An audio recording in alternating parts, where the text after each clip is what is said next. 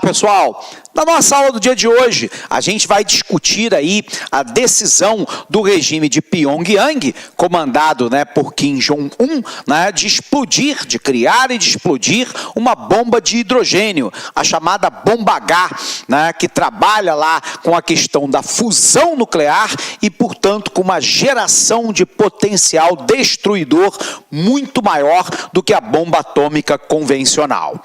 Para a gente tentar entender essa questão, vamos puxar a linha do tempo.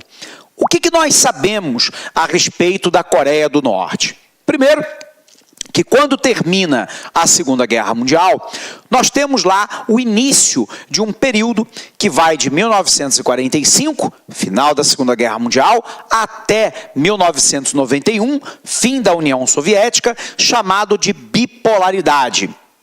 É a divisão do mundo em duas grandes esferas de influência.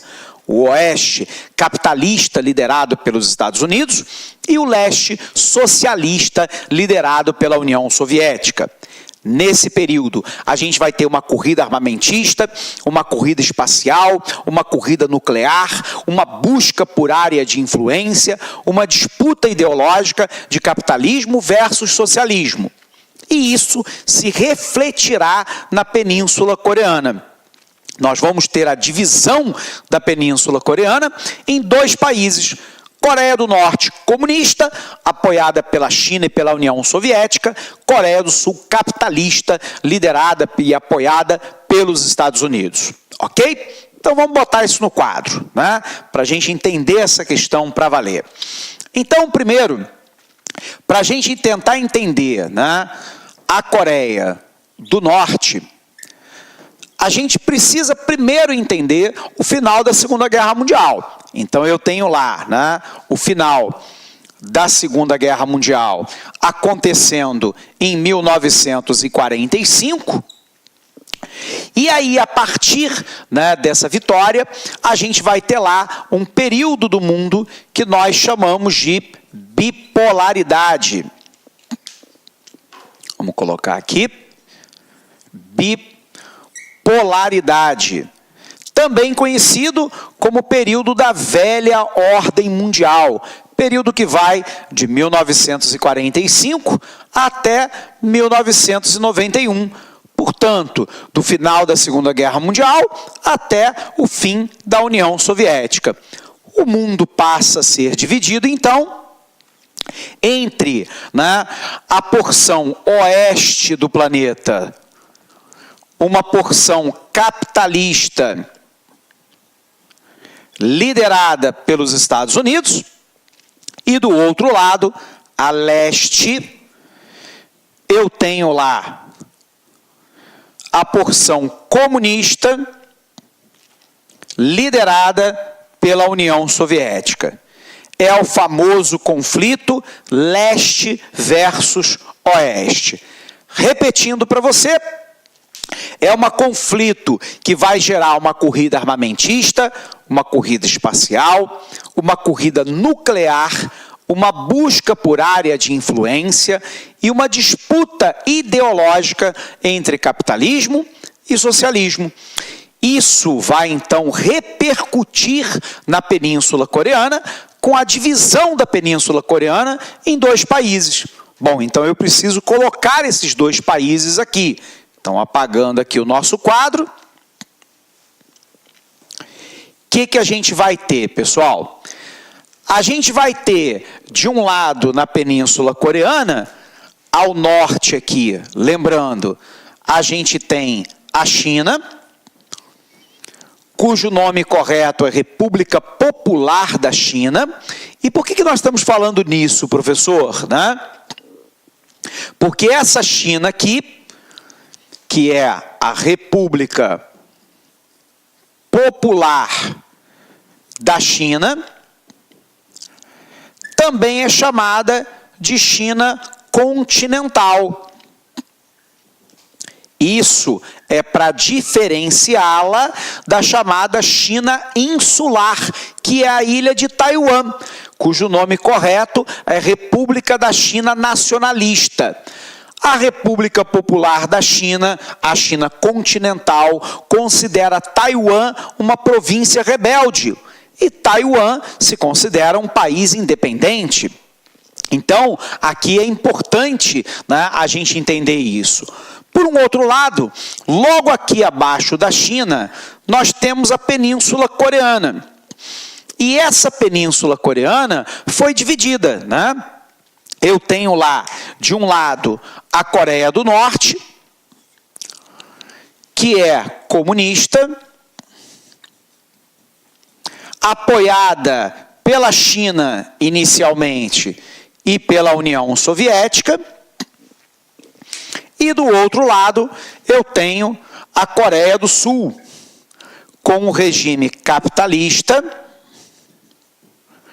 apoiada desde sempre pelos Estados Unidos.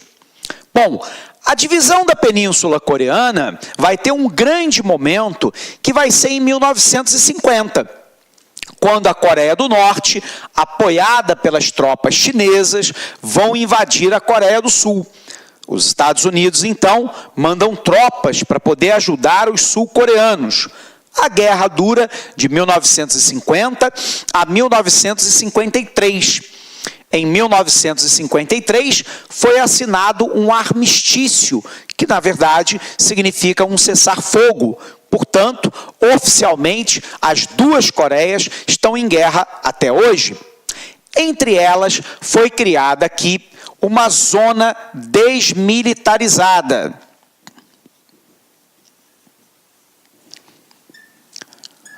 Cujo objetivo é evitar, né, o conflito direto entre os dois países. Os Estados Unidos, então, para poder apoiar os sul-coreanos, montou bases militares na Coreia do Sul. Então, aqui eu tenho bases militares dos Estados Unidos em solo sul-coreano.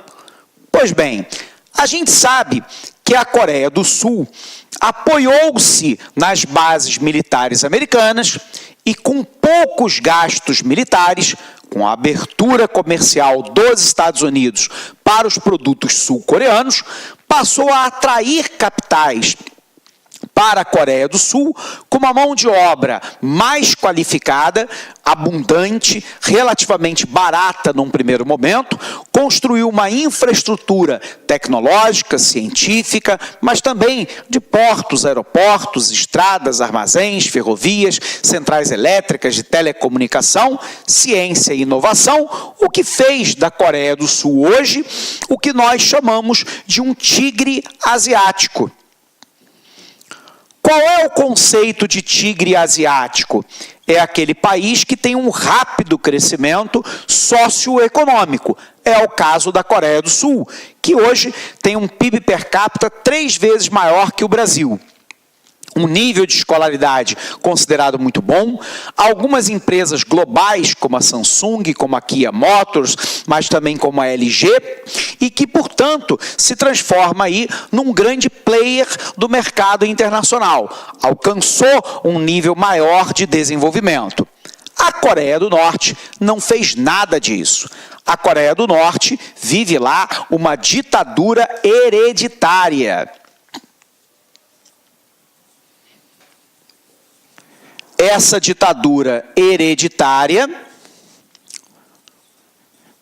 ela começa com Kim Il-sung, que é o avô do atual ditador. Depois do Kim Il-sung, passa para o seu filho, que é o Kim Jong-il, e com a morte de Kim Jong-il, assume o atual governo, o Kim Jong-un. A Coreia do Norte é produtora de pouquíssimos produtos de exportação no mercado global, é um país extremamente fechado, sob o ponto de vista político e econômico, vive uma ditadura hereditária, é um país altamente empobrecido, não industrializado de uma maneira geral. A população vive muito próxima da pobreza extrema e algumas vezes até da própria miséria. É um país, né, que não se vê como alternativas de desenvolvimento no médio e no longo prazo. talvez em virtude até dessa própria opção ditatorial, a gente observa que desde o pai do atual ditador Kim Jong-un, que era o Kim Jong-il, a Coreia do Norte inicia lá então, né, um plano de armamento nuclear.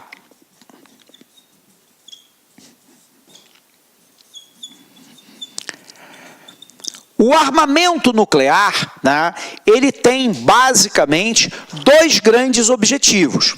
O primeiro objetivo é o de dissuasão, ou seja, né, dissuadir significa evitar que um eventual inimigo faça um ataque à Coreia do Norte, porque ela contém, né, um arsenal nuclear bastante importante e provou isso ao longo do tempo histórico, explodindo bombas nucleares no subsolo da Coreia do Norte, que causa lá abalo sísmico, terremoto em países vizinhos, como a China e a própria Coreia do Sul, algumas vezes esses abalos, inclusive chegando ao Japão, para mostrar que tem arsenal nuclear. Então, com o arsenal nuclear, eu vou dissuadir qualquer inimigo de uma possível invasão, de um possível conflito armado, porque eu tenho bomba nuclear e posso ativá-la. É a chamada paz armada, né? Eu evito um conflito porque eu tenho arsenal nuclear. E a segunda questão do arsenal norte-coreano é moeda de troca, né? O Kim Jong-il, pai do atual ditador, né, ele utilizava, né, de maneira relativamente eficiente isso como moeda de troca, do tipo, se as potências ocidentais e o Japão querem que eu pare o meu programa nuclear, tem que me dar dinheiro.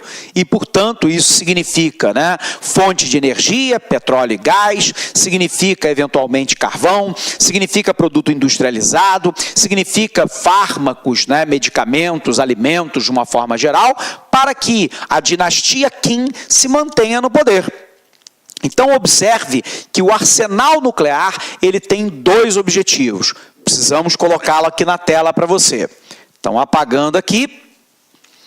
Desde o pai do atual ditador, Kim Jong-un, que a Coreia do Norte desenvolve um programa nuclear, né, sob o ponto de vista bélico, né? E aí, o programa nuclear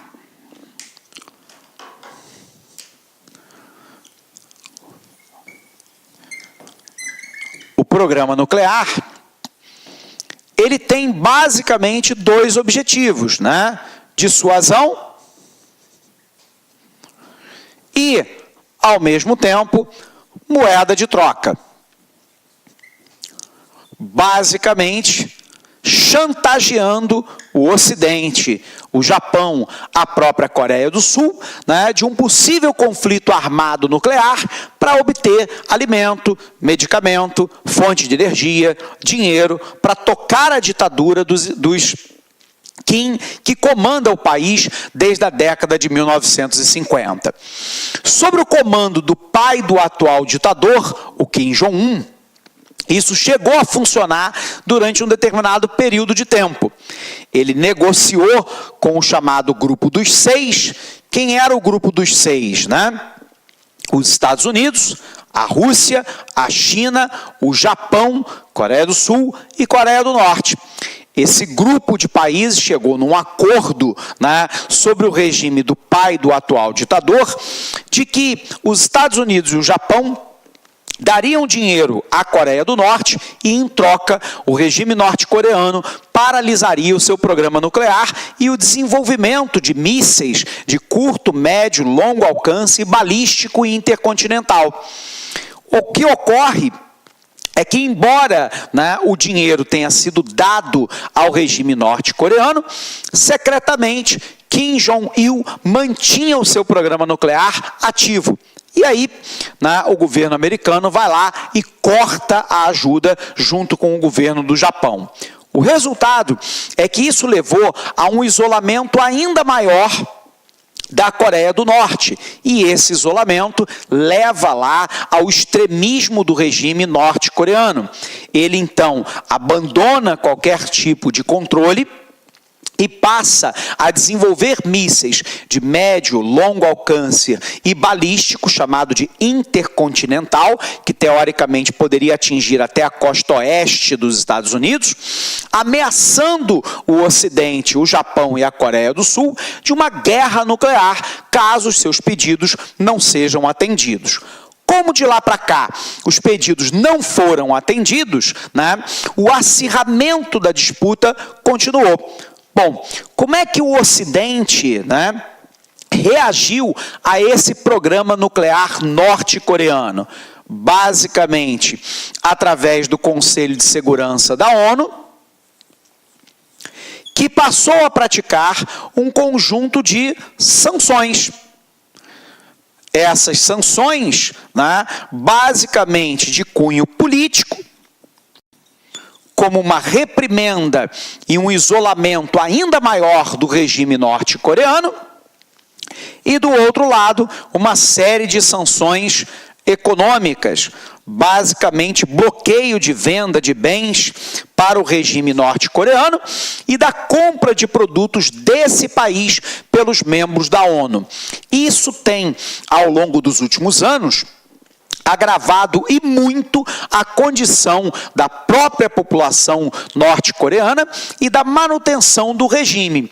O que ocorre é que o ditador Kim Jong-il morre, e ele escolhe, né, o filho que não era o mais velho, né, que era o do meio, que é o atual Kim Jong-un, e Kim Jong-un tem que dar provas de força, né, no âmbito interno e no âmbito externo.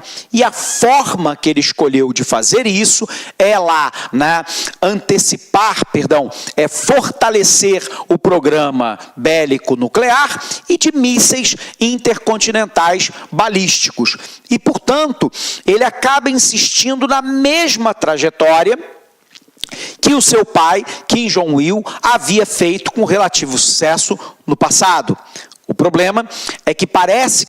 Olá, meus amigos, minhas amigas, sou o professor Luiz Antônio de Carvalho, estou aqui para fazer um convite muito especial para você que acabou de assistir a aula aí, um pedaço de uma aula demonstrativa do nosso professor do Lá Concursos. Nós aqui do Lá Concurso preparamos um super curso online, ponto a ponto do digital e super atualizado para o concurso da PM de São Paulo 2017, com um investimento com o melhor custo-benefício da internet, apenas 10 parcelas de R$ 25,00, você vai ter o nosso curso completo, são mais de 210 videoaulas exclusivas para você, com professores top de linha e principalmente com um projeto pedagógico diferenciado chamado de Personal Coach.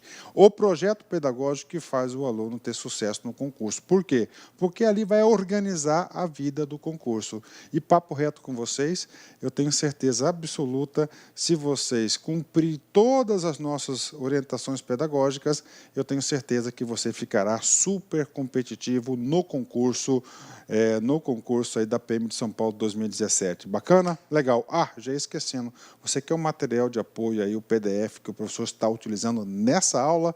Então é muito simples, vai aqui embaixo, clique aqui embaixo e faça o download gratuitamente desse material de apoio. Tá certo, meus amigos? Um forte abraço e espero vocês aqui no Lá Concursos. Fui, tchau. Clique lá.